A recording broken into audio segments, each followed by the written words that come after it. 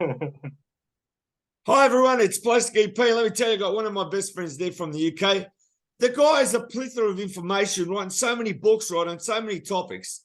And let me tell you, here's his latest book, Breathless, on Jerry Lee Lewis. I was going to say Jerry G. Lewis. Anyway, how are you today, Peter? Pretty good, pretty good. I want to tell you, this is a fantastic book, man. It just arrived. I can't wait to read it because there's so many interviews happening, but what a great book. You know, how long did it take you to write this one? Believe it or not, about 2 months. So after our last interview, you just wrote this book. Is that right? Well, what happened with I've been a Jerry Lee Lewis fan really for a good 40 odd years, 45 years, and went to a lot of his concerts, saw him 36 times and all that. But a couple of things happened. I hadn't listened to him quite so much in recent years, but then in October he died, and then in January it was my 60th birthday. So reaching 60 and one of your heroes dies, I start looking back a bit more, looking at old photos, listening. I thought, let's do a book. Let's see if I can do it. And I did it. I was working from 6 a.m. to 10 p.m. for 2 months solid. Really, really hard work. But I'm pleased with it. And that was after our last interview, yeah? Yeah, that was since Undercover, the Rolling Stones book. Yeah. All I can say is great balls of fire. This one. How much research did you have to do for this one? Because you obviously know everything about him.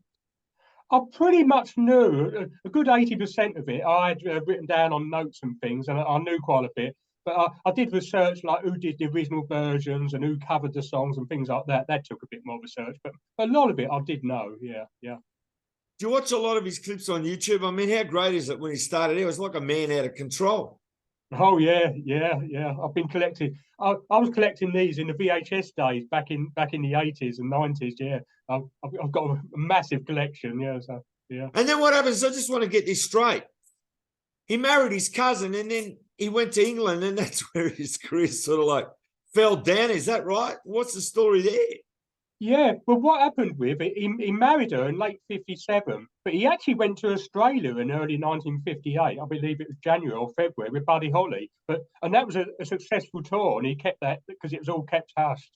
But then he took her with him to London in May 1958, and all these journalists were all around him. Tell us, Jerry, what it's like to be here, blah blah blah. And then the journalist at the back think, who's this girl here? And then started talking to her, thought it was just a sister or something. And she said, I'm Jerry Lee's wife. And he was like, oh, come over here, we need to chat. And that absolute disaster. And it ruined his career for 10 years in America, all around the world. Yeah. I mean, that's a fascinating story in itself. It must be in a movie. All that's in a movie. Yeah, and apparently then he had a lot of that movie's exexaggerated. I must admit. I think I can Dennis agree. Quaid did a bad job. And then what happened? He had a problem with Elvis at one stage. He went down to Graceland or something. Do you remember that one? Yeah.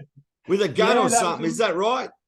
That was in 1976. Yeah, I think Jerry had one too many, or probably 10 too many. But yeah, and then got in his Cadillac and crashed it. Apparently, crashed it into the Graceland's gates.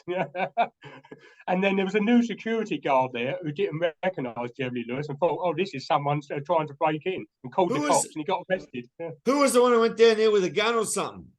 That was Jerry Lee. Well, he had a gun. According to Jerry Lee's latest story, he had a gun on the dashboard. But he didn't plan to shoot Elvis or anything. He just planned to see him. Yeah, but he'd had one too many. Forgot the gun was there, and the security guard saw this bloke crash into the gates with a gun. But wow, someone's trying to kill Elvis. Call the cops. I know a lot of things are exaggerated, aren't they? Yeah, exactly. I mean, that's rock and roll, isn't it? Without that, you wouldn't have rock and roll. Yeah. That Great Ball of Fire, that's one of my favourite songs. I got to say, that to me is signature tune. Do you agree with that? Yeah, Great Balls of Fire and a whole lot of shaking going on. They're the two signature ones. Yeah, definitely. Yeah. So you've finally written a book about one of your idols. Yeah. I mean, I have several heroes. The Rolling Stones are my heroes. The Beatles are my heroes. Chuck Berry's my hero. Carl Perkins, Elvis to a certain extent. But yeah, certainly one of my top heroes. Yeah. Chuck Berry had his own problems. Yes. Taking underage girls across the bar. What was it? Underage girls across the borders and things like that. Yeah, I don't know the truth of that. Yeah, we don't have to get into the stories, but I'm just saying everyone's got their own stories. Oh, yeah. What happened was, according to Chuck Berry, even others have said that he was set up because of race. There was this successful black man, and all these white girls screaming at him, and following Chuck Berry around.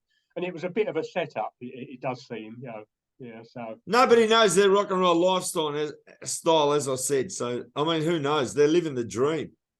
And the amazing thing about Jerry Lee Lewis, Chuck Berry, and Little Richard, they were still performing in their 80s, still doing great shows. I mean, Chuck Berry's duck walking across the stage at 81. It's like, what?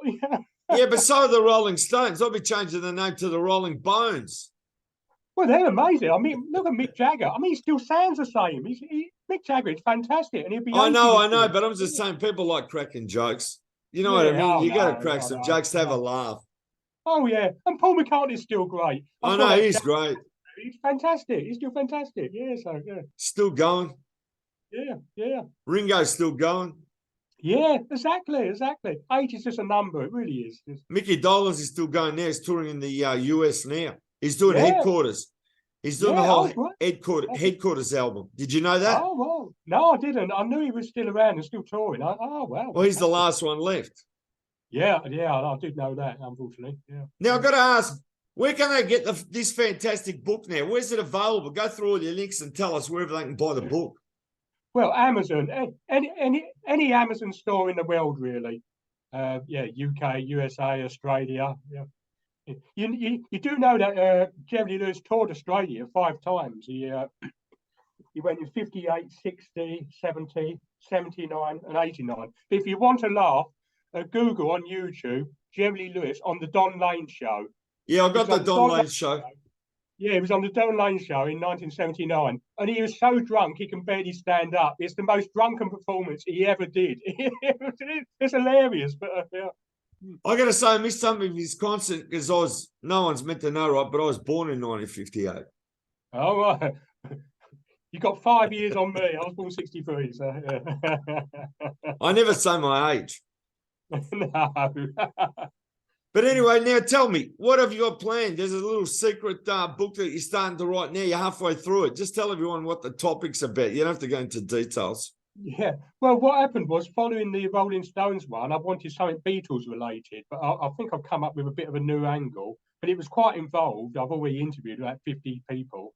And then I took a break from it to write the Jerry Lee Lewis stuff.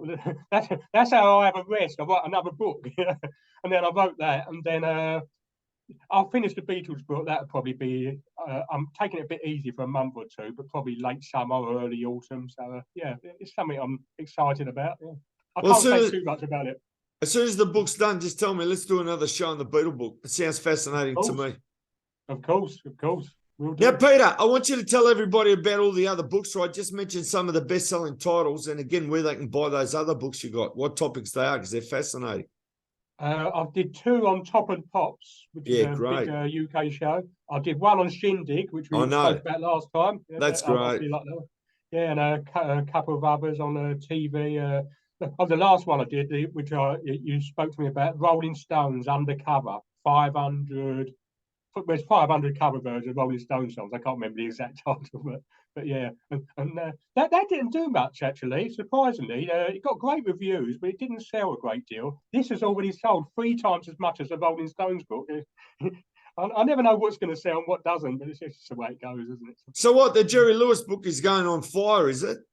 It really is, yeah. Excuse the pun, yeah. It really is on fire. Great balls on fire. And it's leaving me breathless, yeah.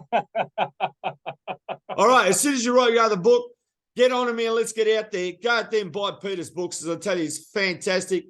This one, you can't go past it. It's already selling, as you said. Peter Chesterfield, Breathless, Jerry Lee Lewis. I'm a big fan of Jerry Lee Lewis. This is fantastic. Look, just pages to read, man. I love it. Thank you. All right, thank you again, Peter. Thank you as always.